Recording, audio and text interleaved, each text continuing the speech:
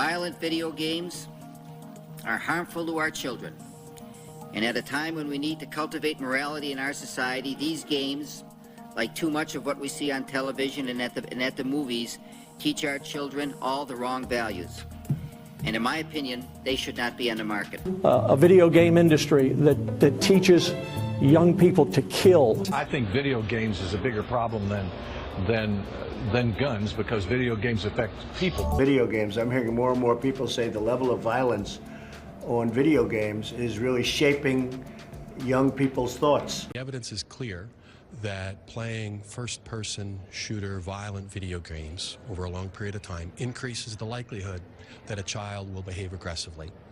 We must stop the glorification of violence in our society. This includes the gruesome and grisly video games that are now commonplace. Stop it.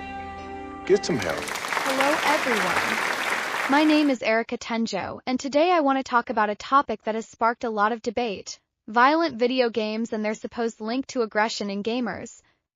For years, the media and certain parts of society have blamed video games for encouraging violent behavior, especially among young people. But what does science actually say? Alright, let's get into what the research actually says, because spoiler alert, it's not what most people think. Despite all the hype, studies have shown there's really no solid link between violent video games and aggressive behavior. One study I love pointing to is called Stress and Violence in Video Games: Their Influence on Aggression. In it, Barrington and Ferguson compared players of violent games with players of non-violent games, and guess what? They found no real difference in aggression levels. In other words, just because someone plays a game with explosions and combat doesn't mean they're more likely to be aggressive in real life. The data just doesn't back up that idea. So maybe it's time we stop blaming the games and start looking at what's actually going on. Truth is, a study by Euchre and Donmez looked at two types of aggression, reactive and proactive, and found no difference between players of violent and non-violent games. What really mattered was gaming addiction. Higher aggression was linked to excessive play, not violent content. So maybe the real problem isn't what we play, but how much we play. But what about promoting aggression by reducing empathy?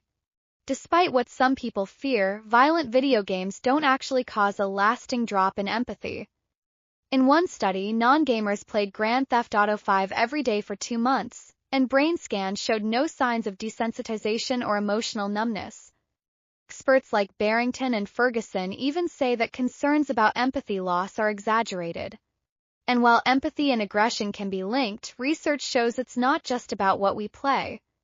It's about how we play, who we are, and the environment around us. So, what actually causes cyberbullying to increase in gaming communities? Why do players seem to be fighting all the time? Yeah, fight, fight, fight. Hey you, be quiet, sit down, and stop interrupting.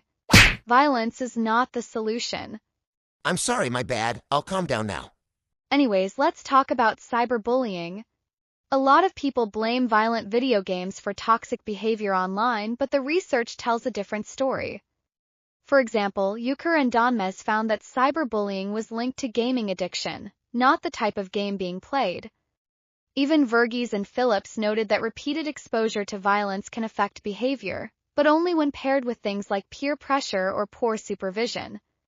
So if we really want to reduce toxicity in gaming spaces, we should stop blaming the games and start looking at the environments we create around them. In the end, violent video games aren't the villains they're made out to be. The real issues, aggression, empathy loss, and cyberbullying, don't come from pixels or fantasy worlds. They come from how we play, how much we play, and how we treat each other.